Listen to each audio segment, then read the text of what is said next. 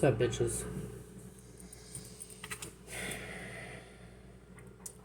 So, how's it going? Haven't done an update in a while. Haven't chit-chatted in a while. Especially since we moved into the new place and stuff. And it's, coming together. Thank goodness. Still haven't finished painting. I'm sure I'll get around to it. I am kind of beside myself today. Like suddenly, not just like, I haven't been stewing on anything or nothing, but just like suddenly over this stuff.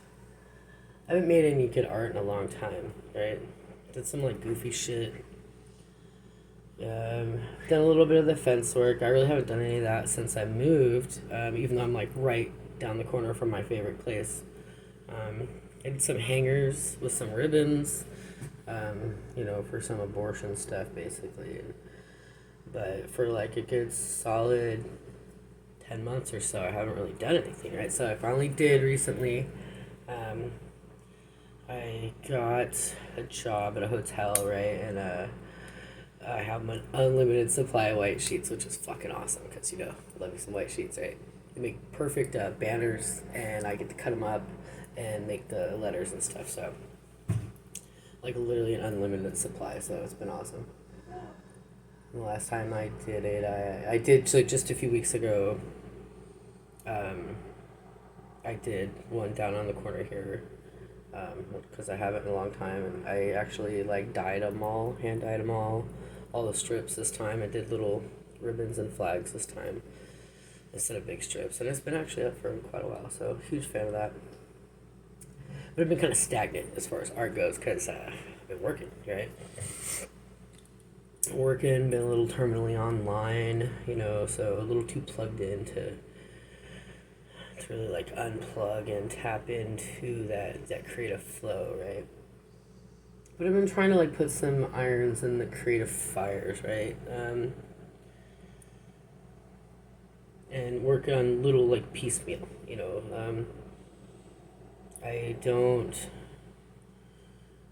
I'm just so scattered, man. I do really good work when I'm like, oh, I know this, and I don't really usually ever have a vision, but I have an idea, right? And then I'm like, okay, and I kind of go into my art projects, kind of like Stephen King goes into his fucking writing, where he's just like, hey, let's go for this idea, and then you never know what's gonna happen. Well, that's kind of what I do, and then I just go at it addictively until something fucking cool comes from it, right? And sometimes I score, sometimes I miss. Whatever. But I got my office area finally all sorted out. It's not just a stack of boxes anymore, so that's nice. Start getting things separated, put into spots. Kind of taking inventory of what I got. But, so I went through my bags, I do a lot of stuff on paper bags, got rid of some garbage, did a lot of, painting blanks for the bags, because I wanted to do, a series of this one thing on these paper bags, all with black backgrounds, and then, whatever I'm going to put on it. I still haven't figured that out yet, but I'm working on it. So, I got that done and kind of sitting there ready to go, and then I started getting more bags because the students Walmart thing, right? And I hate letting shit go to waste, so I got these. They're flat. They fold flat, like your regular paper bags with a bottom, but there's no bottom like that. It kind of opens accordion style. Anyway, so I got those, and they had handles. So I took the handles off and painted the handles for a whole separate project, and so it's going. Anyway, so for my deal with this, these Walmart bags, right? Because they lay flat really well, and they're really thick because they're two pieces, 2-ply, whatever, thicker than your average paper bag. So I got some of that. I ordered a whole case of that brown packaging tape, the paper packaging tape, so I could just tape them all together in a big grid and make a huge canvas. they're like the perfect shape for bricks. So, and you know how much I love the brick walls. Like, ugh. But anyway, so that's where my head has been right now recently. And I still got this bitch, right? My ribbon bitch, my music ribbon bitch that I really need to finish, and the bane of my fucking existence, right? But I'm thinking to myself, okay, got some work out of my system, got comfy in the place, I feel safe here, I feel secure, kind of settled, right? It was really hot in here, by the way. So maybe I can start shifting gears, right? And shift my gears into doing some shit, right? So, okay, got this idea I got a canvas, a big one. I love doing big work because I don't like doing details very well. So if I go big or go home anyway, you know how I roll. And I started this thing I had my daughter lay down on these other pieces of paper that I kind of taped together and to do like a chalk outline, right? Because I needed a shape, just a person. But I thought, oh, okay, I want to do that with this Walmart thing, right? Like with this this brick wall kind of situation. And so the last few days, I'm kind of like throwing it over my head. I got the handles all taken off and kind of got them prepped, and just got the tape the other day. So it's like, okay, I'm thinking that like tomorrow, I have the day off tomorrow, right? So I'm like at work and make my beds and stuff, and I'm like, oh, so tomorrow, go home tonight, have a couple beers, I'll start taping together my background, And I started, the wheels turning. Okay, well, what am I gonna put to paper? And man, stumbled across some cool shit. So like, all of my, I can just buy canvases. I got the white sheets. I can just make canvases. But I really like the idea of the canvas itself meaning something. Even my idea of like the Walmart bags isn't like Walmart the corporation, but like Walmart, like the wall that motherfuckers got out there for us. Anyway, which, the stuff makes sense to me in my head, not necessarily anybody else's, but it's important to me because that's how it all flows out, right? So,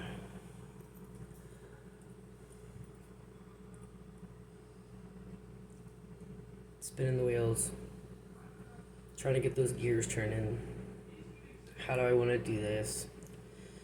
And of course I'm going over, okay, what is my theme? And my theme, you start from the basics. That's what I have to do, just like if I'm doing something, I pick up an instruction manual, I start from step one, and right, so that's what I do in my creative process is I go from the basics when I can't just have a flow. To find my flow, I go to the basics, and okay, what's the point, right? Well, what's the point? Well, where's the base, right? Where are we starting from? And anyway, so as you know, if you ever pay attention to my shit or listen to me ramble or whatever, most of it is all about like being the disenfranchisement, right? What happens. Man, one of these days I'm gonna find a way to just like sum this shit up in like a sentence or a paragraph, but disenfranchisement, being a second-class citizen, underprivileged, underserved, not necessarily minority, because I really like to stay away from that, because I really like to focus on what the common theme we all share, regardless of our skin tone or our gender or whatever, right? Because like literally we all have the same struggles, right? I've talked about this before, so but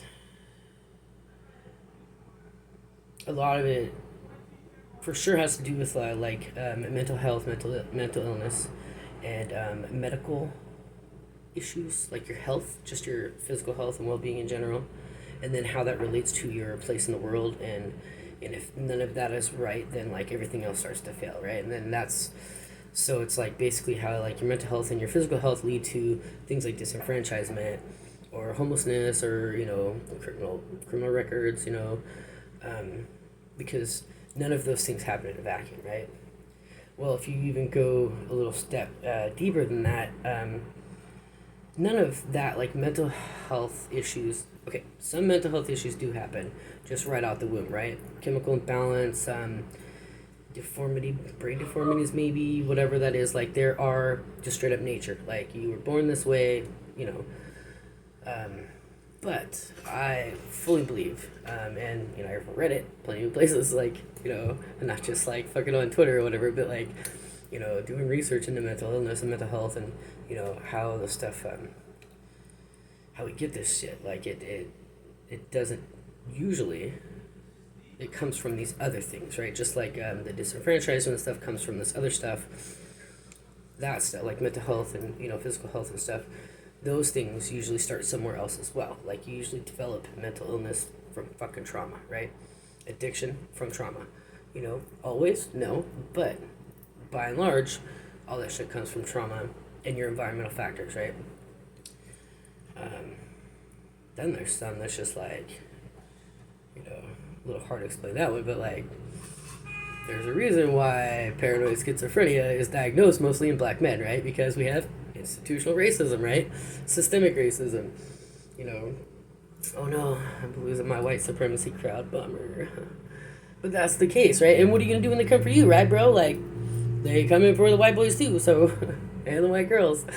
But there's a reason for like why that is so diagnosed, and that whole the illness of everybody's out to get me. Sometimes they're fucking out to get you, right? Like, and we all know this, right? Most of us aren't allowed to admit that because your paycheck depends on it and shit. But whatever. Anyway, so it's all like the social ills in the world, right? And being what happens when you're a second class citizen, what happens when you don't have the privilege of good health care, because most people, even the craziest of motherfuckers, if you're from like a nice, rich, well-connected family and you got really good health insurance, and we can pay for those, we can pay for your coping mechanisms, right? Like, we can pay for a chauffeur, we can pay for a babysitter, we can pay for a safe room, we can pay for, we can mitigate your symptoms with money and privilege and things and stuff, right? But if you're poor or working class or struggling, or even just straight up broke, right? Like, mental illness, even example, paranoid schizophrenia, living in Bill Gates' mansion is not the same paranoid schizophrenia living out there on that fucking street corner, right? It's definitely not the same living in this, tiny little apartment, as opposed to a tent, right? Or even in a mobile home as opposed to a motel, right? Like, there's different factors, Yeah, you're a little safer here because you have four walls and a roof and a door with locks and windows with locks and stuff like that. But then you also have, the external factors of your neighbors making noise and the noises outside and stuff like that.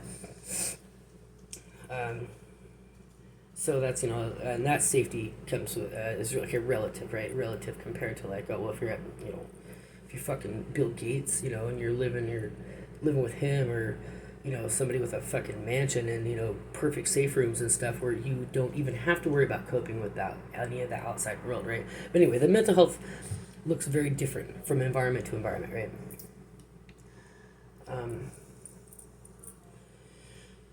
Where was I going with that? I lose my train of thought. It's fucking hot. Anyway. So, yeah. So, being underprivileged, underserved, poor, working class, struggling, not born into privilege, not born into high society or whatever, we have to manage and cope a lot different than everyone else, right? And a lot of times, like, rich families can pay to cope, right? Where poor families can't. So, a lot of people, and I've really heard people say, like, I can't afford my son's mental illness. I can't afford my brother's mental illness. I can't afford to keep him. And it doesn't really necessarily have to do with, like, their spoons and their own mental health, but it's those costs that come along with it, along with having to cope, right? I consider myself a little bit more privileged now than I was, and a lot of times, but then also a little more underprivileged than I was before, way before.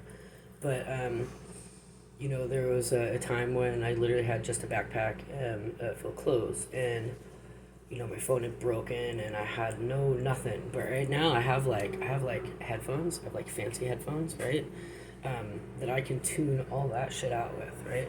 And that is a fucking lifesaver. Like a fucking lifesaver, especially for me. I mean, not for everybody, but it is for me. And I had to like go through a lot of shit to learn that. Oh, hey, this can be a lifeline, right? This can be a wall, a barrier between me and that trigger, whatever that trigger is, or me and that stimuli, whatever. And I'm not, no, I'm not alone with that. And then here, the lifeline for the fucking outside world, right? Like I can, connect with someone else. I can play songs. I can play something, some kind of distraction. So I feel like I have privileges now that a lot of people don't, right? Which I can definitely contribute to my recovery, my mental health recovery. That if I was still like out there on the streets in Olympia, hanging out with all those other crazy weirdos, you know, a lot of them were awesome though. Again, my dudes, right? But if I was still out there, that deterioration would have just kept happening, right? Or if I was like still in the squat house with those other people that were also very sick, like that deterioration would have kept going, right? So, luckily, I'm very, very lucky and very blessed to have had a couple of people on my side to like help me find those safe spaces, so I could put up some barriers between, you know, me and that, right? So that I could give myself space to heal and everything. Of course, I'm not fucking better. I mean, I'm better, but not like better. I'll give you a whole lot better. Uh, anyway. So,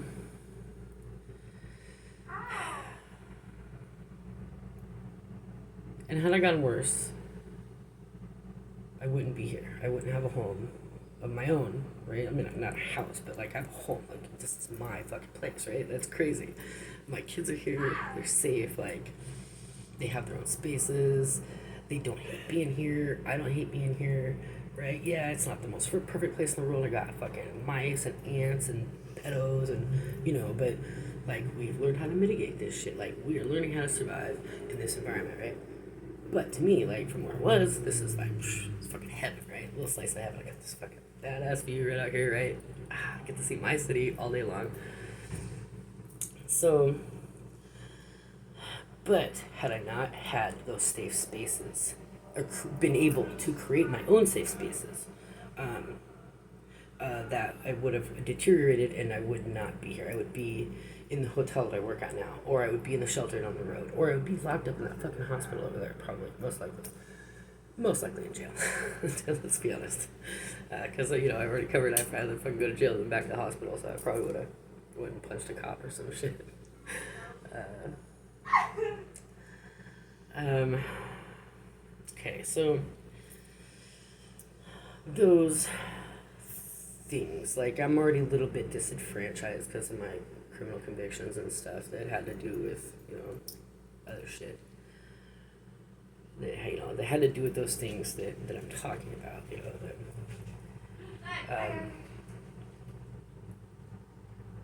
okay, so there was the mental health and the physical health that contribute to the disenfranchisement and the,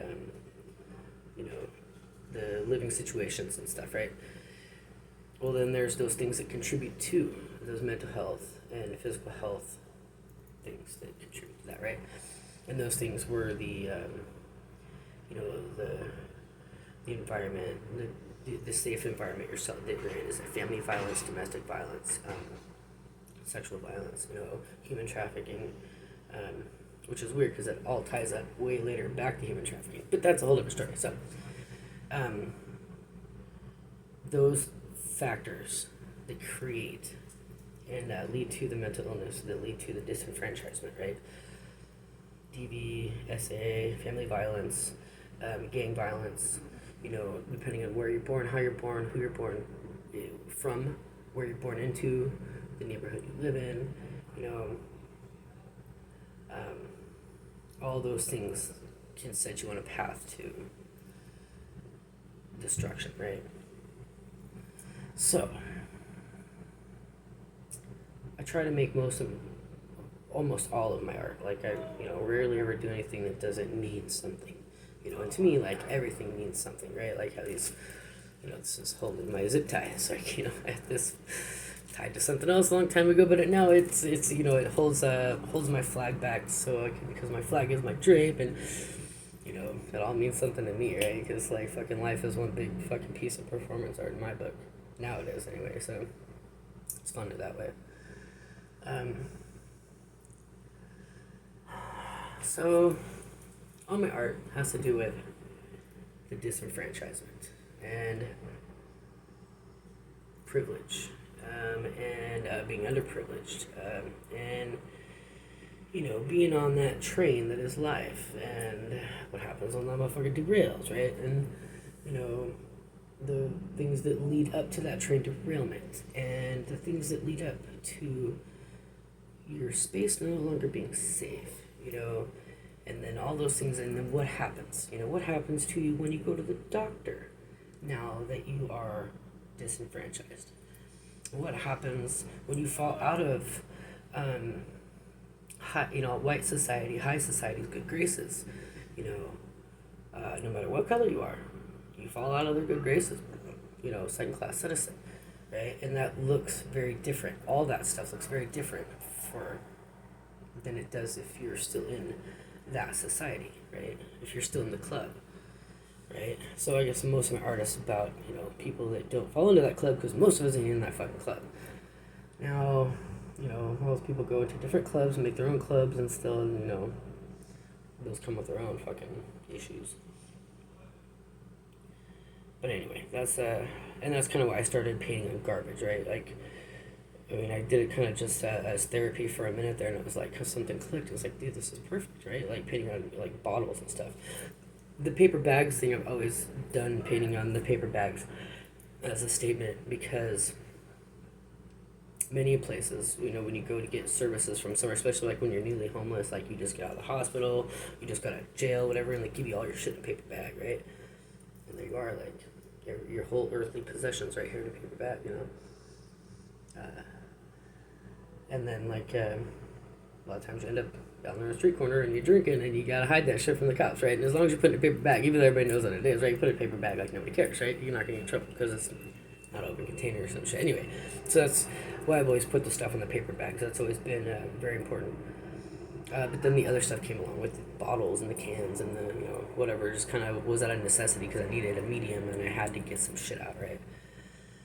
Well, now it's no longer necessarily just like art therapy for me. Now it's trying to actually create stuff that, you know, to actually create stuff that speaks to me and that maybe would speak to someone else, you know, and just for the same reasons everybody fucking creates art, I guess, you know, just because, you know. But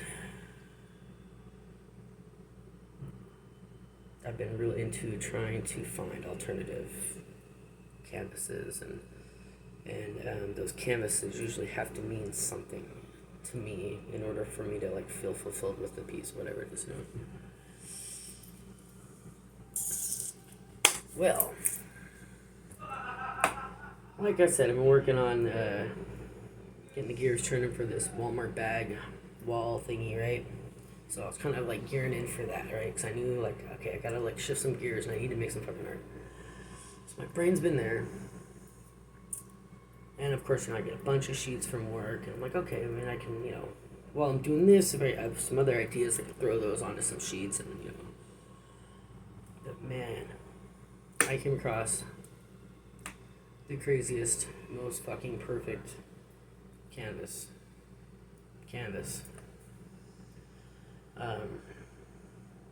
Now it's like super weighing on me, and I just found it today, right? And then I just got it home and like looked at it, and it's like even more serious, right? So it is a transfer blanket / body bag, like straight from the paramedics. And they used it, they left it at work. The paramedics left it at work because they used it to move one of our guests. And they left it there. And they called them and they just never came back to get it, right? So it just sat there and they're about to throw it away today, right? Again, every fucking thing means something to me, right? And like, and not just like everything means something, but like, everything that happens, means something to me. I guess it's the fucking paranoid schizophrenia. I mean, jokes on you. I'm not actually paranoid schizophrenic. I just had PTSD, but I have jokes about that because it kind of sometimes it manifests and it looks like that. That's what they told me. That's what the doctor told me. Okay, but like everything means something. But I've always been that way. Like even before I was like really crazy, everything means something. Like that's a gift, a message from the universe or whatever. Right? And of course, that can get into some crazy thinking. But I'm better now, so I don't have to worry about that. And I know how to discern, to use my discernment to But anyway, stuff still always means something, right? So I get this job, right? I'm at this job, and I'm being a housekeeper at this like little flea bag motel, right? It's not horrible, but it's whatever. It's not great. And we serve a lot of a couple homeless programs. A lot of the mental health services will use our motel to because it's an extended stay, right? So they put up people. We're using this hotel as a homeless shelter / extended stay hotel, right? So it's like a combination of like your regular old people and then your crazy folk, right? And not long after I started, I met this guy named Kevin. Okay, and Kevin was 30-ish years old, and he was paranoid schizophrenic, and there was just something about him. Before I even realized how crazy he was, like I'd see him start talking to himself. I'm like, hey, right on, that's my people, right? And like he would bum cigarettes from me, and I'd always say hi to him. And, he'd like need a little lighter, so I just like gave him a lighter. Apparently he would get like loud and cranky with the service people and the services staff, and then our staff at like the front desk, because here's this person experiencing these crises and these mental health crises, and he's trying to like relate what's going on in his head and what his needs in a language that they don't understand, right? And I get that, but they don't necessarily get that because they're fucking normies, right? And like I'd heard like through the grapevine that some drama went down or whatever, but he didn't get violent or nothing like that. But he apparently got loud and shit, and they were like, "Oh, that guy freaks me out," blah blah blah. And I'm like, figures, because it's right around. So when I met this guy, right? Not right when I met him, but like after I knew him for a couple weeks, like it was right around the same time that shit on the subway went down, where the black guy was being really loud, right, and aggressive, and they fucking chokeholded his ass and killed him, right? And I get it. I kind of get both sides of that. They shouldn't have killed him. I think it was an accident. I still think it was an accident. I understand why, but I also understand being in a crisis, and nobody's fucking listening to me, like, and then when you're at the end of your fucking rope, right, and you're at your very wit's end, and most of us, I know it, but most of you guys don't really know, like, what that's like to be at the really fucking end of your rope, right? Like, the reality is right there, and it's slipping away, right? Like, that shit happens, and it can happen to anybody, right?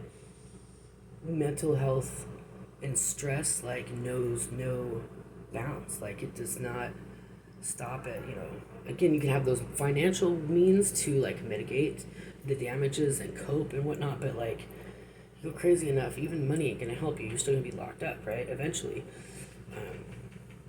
But anyway, I digress. So I met Kevin right when that was going down, and I would joke about, oh, loud man bad, right? Because I don't necessarily agree with you should just kill people because they're getting crazy. If they're hurting you, then yeah, But whatever. I'm not here to talk about the controversy. But to me, it was just really crazy timing, right? So one of the last times I saw Kevin was we were both waiting for the bus after I was off work and he was going somewhere. And, he needed a lighter. Gave him a lighter. Gave him a cigarette. We did chit chat. He was even saying, "Oh, I'm sorry for getting loud or getting angry or whatever." He was talking about a situation that I wasn't there for, right? But he knows I'm part of the staff at the hotel, and he thought I was there, so he was like, no, man, I don't even know what you're talking about, dude. Skin off my dick. I don't care. You know. I was like, oh yeah, dude, don't even worry about it. He's like, oh no, okay, cool, but we're cool, man. We're cool, right? I'm like, dude, we're totally cool. Like, you're my homeboy. Like, it's all good, you know. And he started talking and running his mouth like you do, and doing, and then it goes into like a schizo. I call it a schizo spam rant because sometimes it's just they're just talking and they're just saying words, and you know sometimes at that point I have to like put in my headphones because I can't hear that because I have to protect my own mental health, right? So whatever.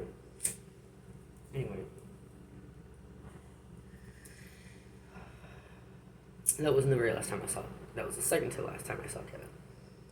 But we get on the bus, and as we get, right before we get on the bus, we kind of like parted a little bit of ways, and I put my headphones back in because we were no longer having a conversation, and go back into my own coping mechanisms.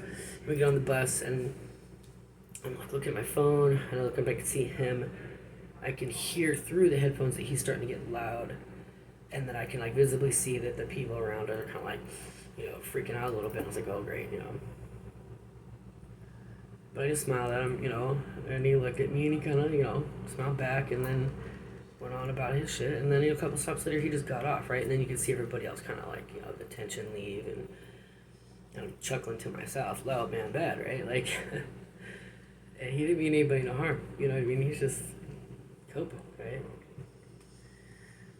So anyway, the other week, I think that was my weekend, right? And I come back a few days later, and we go up there, and he services his room, and he's there, and he's like, hey, and you can tell he's not feeling good, right? He's real tired, and he's usually like real right there, Johnny on the spot. He's sitting by the door, but he was like groggy, whatever. Anyway, he didn't need nothing. Very pleasant. I told him, hey, man, I got your jacket. I'm gonna go down there and get it because he'd left it in another room, whatever. And then I got really busy that day, and I didn't get to bring it back to him. And then, no, that was not my weekend because that was the last day that was my Friday. I came back on my Monday, and Kevin was gone. And apparently he was gone all weekend long. He had died that day, or the next day, and then he sat in the room all weekend until the mental health services people were trying to get a hold of him. They couldn't, so they had to do a welfare check, and apparently they went in and found Kevin laying there, and not very good. He was dead.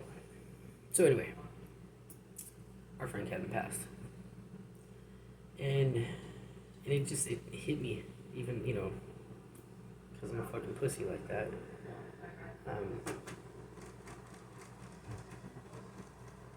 But like when he had changed rooms, and I had said before he changed rooms, right? I had already been talking to him and like, hey, it's my homeboy, kind of looking out for him, I guess, in a way. He could probably take care of himself, but whatever. But he was gone for a few days, and we had to clean out his room before he, obviously before he passed. He was gone for a few days, and I remember telling my coworker, I was like, that's so sad because like he could just disappear, and if he has no family to stay with, like we could be the only people that even notice this he's gone, right? Notices that he's gone. And, who the fuck knows what's happened to him? She's like, well, the Greater Lakes people, whoever, the mental health people would know. Like, well, yeah. But other than, like, the people, that's just sad to me that you could end up here in this situation through no fault of your own. I don't know what his whole circumstances were. But odds are it was really just mental illness. Nobody wants to help take care of it. Nobody wants to help mitigate those, damages that can happen. Side effects from mental illness, so they just shuffle him off to somewhere else and let him become Greater Lakes problem or comprehensive mental health problem or whoever. But to me it was sad, right? And so then when he came back, I was like, Kevin, he's back, right? Like, cool. I got your jacket, dude. Like, everything else got thrown away, but I saved it. He's like, oh, I don't need anything. I was like, but your jacket. And he's like, okay, yeah, I'll take that, But anyway, I didn't get to give him his fucking jacket back because he died. So that bummed me out. Like, really bummed me out, right? Like, was even in, like, cleaning his fucking room. They were trying to rent this shit out, like, the next day, right? I was like, But at a moment, cleaning out his room and everything, and it was sad. It was sad to me. I lit a candle in there. I'm not supposed to, but I stuck a candle in there and lit it. And anyway, that shit is sad to me because it could happen to any one of us. It could definitely happen to me. That's probably why it hits so hard, is because it hits so close to home, because it really could be me, right? It definitely could be my mom. It could be my dad. My freaking schizo buddy, my other schizo buddy, like, it could be any one of us that you end up just, like, dying alone in a fucking motel room, right? Because your fucking family doesn't have the spoons and the cash and, the resources to help you. And most of the time, families just suck, right? Sorry. That's my experience. Even in the best of circumstances, if you get fucking sick in the head, they're like, oh, we're all gonna catch it, so nobody wants to be around you, right? Even if you get better, because then they're all fucking, what's the word? Then they're all, like, ashamed and guilty for, like, turning their back on you in the first place, right? Even if you get, like, totally better. That shit just sucks, right? And those are the things that, like, end up leading to, domestic violence and family violence and street violence, and, not always, but a lot of times, like, those DP calls is a mental health call, that fucking, those people that are fucking getting attacked on the light rail and shit, that's mental health shit, right? Like, people at the end of their rope, And they're like, the whole, but for the grace of God, there go I, there go all of us, And what are you going to do? What are you going to do when they come for you, finally, And that's one of those fucking messages I really keep trying to convey in my retarded fucking artwork is, what are you gonna do? What are you gonna do when they come for you, right? What are you gonna do when it's you in those handcuffs having a psychotic episode, while you're being, like, re-traumatized by the police and doctors and, and nobody actually cares or gives any healthy care. They just want you to comply and shut up and be quiet, when you're, like, having a serious terror going on in your head and your heart, like, for whatever reason, not just, well, I'm fucking mad, but, like, I'm fucking scared, right? Anyway, getting off on a tangent. But that's what most of my art is about, is all those little factors that lead up to, being a wandering soul with no name anymore, being the guy in the black and white striped jumpsuit, being out there pushing a shopping cart, shuffling your feet and talking to yourself, being just straight up homeless, like that for sure can happen to anybody, like it's happening to fucking everybody right now, and kudos to the people that, like, became homeless and still have their wits about them and stuff, because they might be able to just come right out of it, and those are the ones who do come right out of it. But the ones who end up homeless and can't work and have mental health issues on top of it, like, you're just fucked, dude. You're totally fucked. Unless you get into it with one of these programs that will put you in a fucking shitbag motel, But even then, you're being warehoused, and the state is laundering money through your fucking account, basically, nobody was coming and, connecting with Kevin, you know what I mean? Like, they had, the mental health people would, like, show up every now and then and, take some notes and shit and then leave, they talk to him for like 10 minutes and leave, and that's it, like, and I've had those conversations with those mental health people, and they fucking show up for 10 minutes, and then 10 minutes, sometimes you're wishing they cannot wait till this is over, because these people are horrible. They definitely connect in with you and be like, hey, how are you doing in recovery? And, what are your strengths? What are your weaknesses? Like, how have you reached any of your goals? Like, what are your fucking goals? Like, nothing, just, hey, check these boxes, we're gonna go get our paycheck now,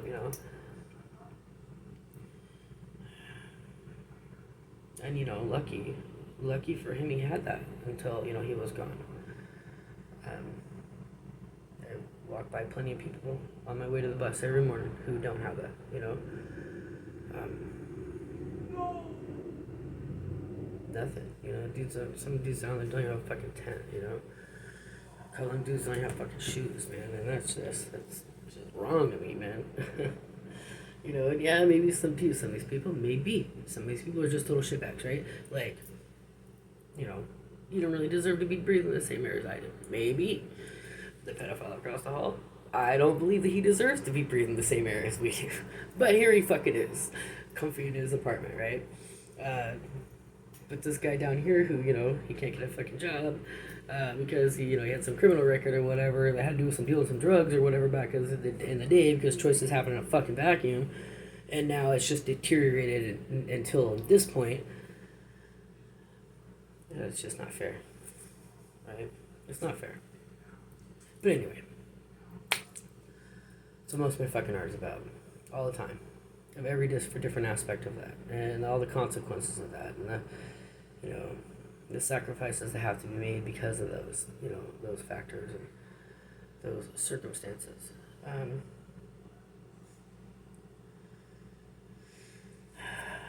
now I have this fucking body bag. And I need to do something with it. And like it's calling to me to do something with it, right? Like, and again, when I first got it, I thought it was just a transfer blanket with the handles on the side, right? Like real thick leather or vinyl. It's really thick, like because I have another one that's from medical stuff, and it's just like kind of thin nylon with some strappy straps on them. But this one fucking means business. But like I said, I didn't realize it was a fucking body bag until I got home, and I was like, whoa. So, and it can't just be a fucking chalk outline like I was gonna do for the Walmart bag wall, I gotta do it more justice than that, To me, it was wild meeting Kevin and then watching how that happened, acknowledging the connection that we had, acknowledging what it brought up in me to just meet the guy and then like lose him for a few days and then him coming back, and then experiencing his loss. And how it shouldn't have affected me because he's just some stranger, right?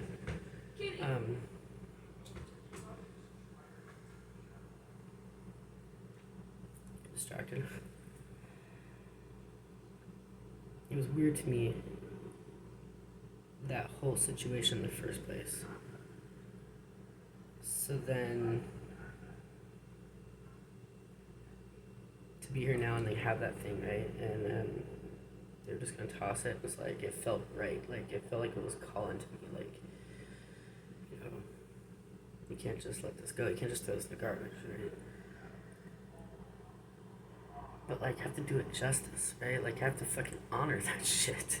It's like almost, it's fucked up, dude. Why does everything have to be so serious? Why does it always have to fucking mean something? It feels like it was a gift from Kevin. You know what I'm saying? Or from everybody before him, right? When I lost my shit in Shelton, and I was painting on the walls, right? And I had my chalk dudes, and all those little chalk dudes, that was straight up art therapy. Because I was real deep. I was in a dark, deep place back then. But it was all this right here that we just talked about. All the screams of all those people, like the people that I helped before in my previous job, and then the people that I met on the street, and then my own inner bullshit, right? Like just screaming, all the lost people, all the lost souls that never had a chance, that got super fucked by the medical system, that got fucked by the cops, whatever, like, fucking serial killed, whatever, right? Like, all those people that were just lost and nobody cares because they were second-class citizens, those were all those little chalk people, right? And it's like the big deal with me withdrawing those little fucking chalk people. It was like, so it kind of feels like all those motherfuckers gave me this thing and I gotta do something with it. I don't have to. I mean, I could just keep it, I could throw it away. But something's called me to fucking do something on this thing. Of all the alternative canvases I could possibly get, like,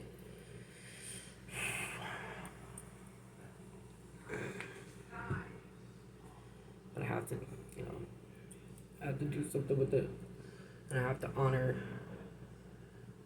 the space. You know, I have to honor the soul of all of this. You know, and it feels like I have to do it with that. Like, no pressure, right? No pressure. My whole how many years work, you know, and how do you paint that? I have no idea how to paint that. Anyway, that's what I'm at. So I don't even know where to start with this thing. So maybe I'll just start by taping all my Walmart bags together, like I was saying. Like I was already ready to do, and then it'll come to me, because that's kind of how my process goes. Is something comes to me and I just start, and then, you know, it just keeps coming until all of a sudden, hey, look, you know, there's a thing. Don't talk to me about the ribbon bitch, because me and her are fighting, and she ain't coming to me. Fucking mountain. So I know I do like sit and pray about it. I really do. So I've like lit a candle, lit an incense, spewed all my shit right here. About to go drink this fucking beer, listen to some music, start getting some of this shit out, and then hopefully that inspiration comes to me, because I really want to do it. I don't know what, but I would like to make something of that, and to honor all those people, you know, and honor Kevin. Thanks, Kevin. Honor Jackie. It's all the same shit.